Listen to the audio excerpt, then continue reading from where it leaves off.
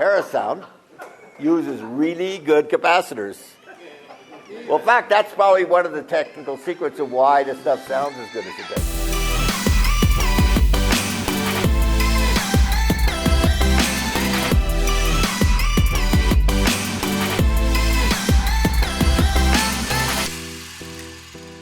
Hey everybody, this is Tyson Rabany with the Quality Audio Video Showroom in Centennial, Colorado. We are absolutely honored and super excited to have the legendary Grateful Dead sound engineer John Curl in the house for an evening of questions and answers. And in this video, he's going to share the reason why Parasound amplifiers sound so amazing. Enjoy. Parasound uses really good capacitors. Well, in fact, that's probably one of the technical secrets of why this stuff sounds as good as it does. You ask what, Parasound listened up and he made an amplifier, and they are using the best capacitors that I've recommended. Now, the funny thing is that this guy over here, he's an amplifier maker, and I actually helped him with part of the amplifier some years ago. And you ought to see what's packed in his amplifier. Of course, he's going to sell it for $20,000 or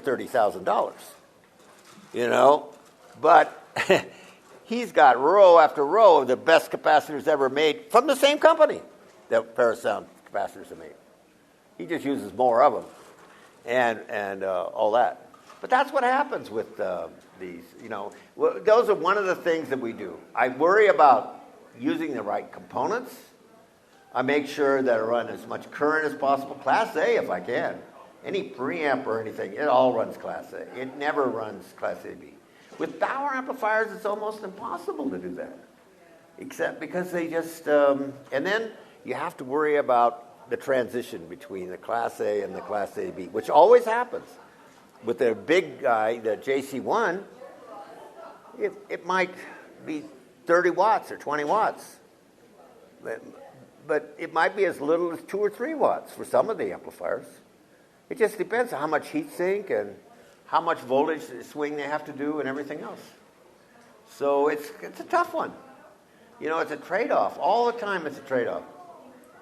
And we have to make we have to make it happen as sweetly as possible. And that takes some measurement. You have to be very careful with the measurements. And put it just in the right place. Just as you're transitioning. You can't take too full power. You can't take like 1 watt. You got to do something like in between somewhere where the transition is. You got to find it and then minimize it. A lot of companies don't do that. And you can see it by looking at the stereo review kind of reviews, and you look at their distortion characteristics, and you'll see these little spikes in the waveform, the distortion waveform. And that says, uh-oh, they didn't take care of business. And it's that those are the speed bumps. Now they're not even speed bumps; they're really potholes. And it's just like that. As always, I hope you guys are getting great value out of this content that we're sharing with you. I'm Tyson Rabany. Be sure to like, follow, subscribe, all the good stuff. You guys know what to do. And start a conversation with us below. I'd love to hear what you thought about this video and what you'd like to see in any future video series that we're going to be sharing with you. And if you're in the Denver area, be sure to stop by the best showroom in the world. We'll see you next time. Thanks.